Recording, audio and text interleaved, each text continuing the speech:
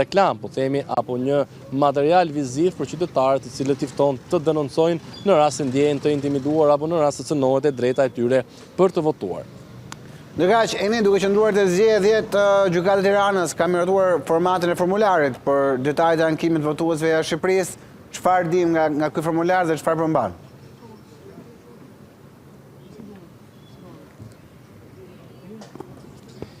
Po thimi në kuadër gjithashtu të drejtës për të ushtruar të drejtën e votës, Gjykata e Tiranës ditën e sotme ka publikuar në faqen e saj edhe formularin tip ku çdo votues i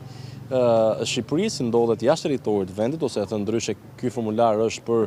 diasporën, siç njihet ndryshe, mund të ankohet në Gjykatën e Tiranës sa i takon pikërisht refuzimit të aplikimeve të tyre që mund të jenë bërë më herët nga Komisioni Qendror i Zgjedhjeve, ku pikërisht ky formular mund të dërgohet në Gjykatën e Tiranës, pikërisht dhe theksohet që duhet të jetë i përkthyer dhe i notorizuar në gjuhën shqipe. Parashikohet në faktimin në kodin zgjedhor se afati fundit për të ankuar apo për të paraqitur një ankesë në gjykatë është 30 ditë përpara datës së zgjedhjeve, që i bie data 11 maj, pra e thënë ndryshe edhe 2 ditë kohë do të kenë votuesit shqiptar jashtë vendit, pra diaspora, për të ankuar në rast se ata kanë pretendime dhe janë refuzuar në aplikimet që kanë bërë në faqen përkatëse të Komisionit Qendror të Zgjedhjeve. Po ashtu një ankesë e tillë ngjashme, pra ky formular mund të depozitohet online duke respektuar edhe kërkesat ligjore që kërkohen në këtë rast, edhe në faqen zyrtare të Këshillit të Lartë Gjyqësor, ku pikërisht në këtë faqe online është parashikuar dhe një aneks ku votuesit jashtë Shqipërisë, të cilët nuk e shikojnë veten në listën e zgjedhësve dhe aplikimi i tyre për të marrë pjesë pra në zgjedhje është refuzuar, mund të ankohen dhe në këtë rubrikë të çelur në faqen e Këshillit të Lartë Gjyqësor. Okej, ndërkaq, Eni, duke qëndruar sërish tek zgjedhjet, ka pasur dy kallëzime vetëm pak minuta më parë në SPAK, nga një kandidat për deputet dhe nga një subjekt politik, respektivisht për Timsin, mos gaboj, dhe për ish prokurorin Arjan Doj që kandidon në këto zgjedhje. Çfarë detajsh kemi për këto kallëzime?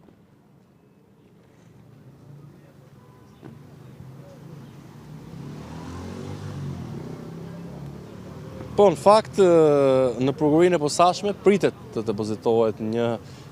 kallëzim nga Lulzim Basha dhe forca politike që ai përfaqëson, Euroatlantikët, të cilët në fakt do të kallëzojnë pikërisht ish prokurorin e Durrësit, Arjan Doja, i cili kandidon në siglën e Partisë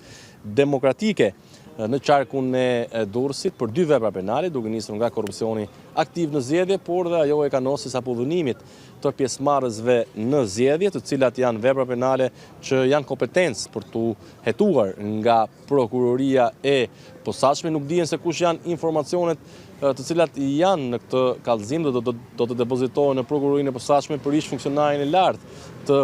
drejtësisë, i cili është larguar nga sistemi për shkak të vettingut, ndërkohë që dihet historia ku Arjan Doja ka qenë shënjestër një atentati në vitin 2019 në mbikalimin e Shkozetit. Le të themi që ky është ndoshta kallëzimi i parë ndaj një kandidati për deputet në prokurorinë e posaçme, ende kur zyrtarisht nuk është çelur fushata elektorale për zgjedhjet e 11 majit, paçka se në fakt